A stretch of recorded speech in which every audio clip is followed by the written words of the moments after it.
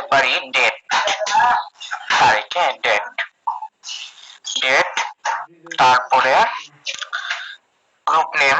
মানে কয় তারিখে জয়েন হলাম গ্রুপে এটাও দিতে পারি, আর নাহলে ডেটটা না দিতে পারি, আমরা ডাইরেক্ট গ্রুপ নেম দিতে পারি অথবা FB ID name, FB ID name দিতে পারি, মানে প্রথমে এফবি আইডি নেম তারপরে গ্রুপ নেম, গ্রুপ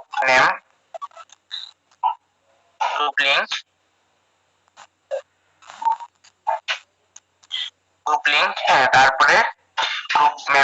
গ্রুপ লিংকটা আমি এখানটা হবে গ্রুপ মেম্বার,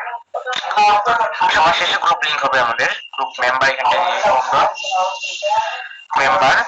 প্রসেস হবে গ্রুপ লিংক,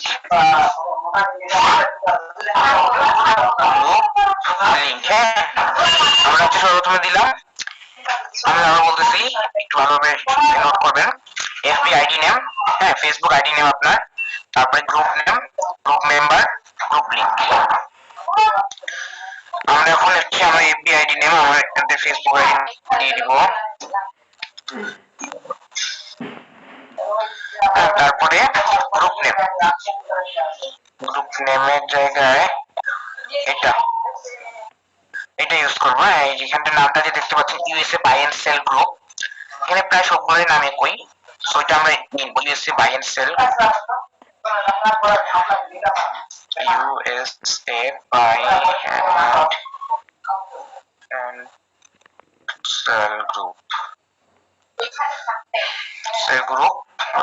এটা এখানে কপি করার কোনো অপশন নাই, খেয়াল রাখবেন। আচ্ছা বাকিটা না দিলেও হবে, সমস্যা নাই, আমি বাকিটা দিলাম না আপনাদেরকে দেখানোর জন্য। আচ্ছা গ্রুপ মেম্বার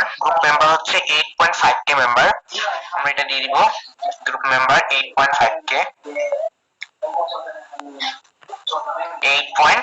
মেম্বার। দেন গ্রুপ লিংকটা আমরা কিন্তু কিছুক্ষণ আগে গ্রুপ লিংকটা কপি করছিলাম,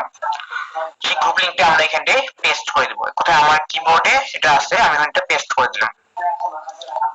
দেখতে পাচ্ছেন আমি এটা পেস্ট করার পরে গ্রুপ লিংকটা চলে আসছে, আমি একটু ঘরগুলো বড় করে দেই,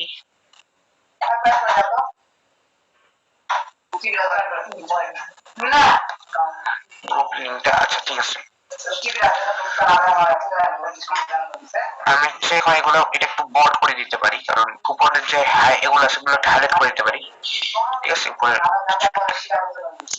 তো আপনারা হচ্ছে এই নিয়মে আপনারা হচ্ছে একটা শীট গুগল শীট তৈরি করবেন,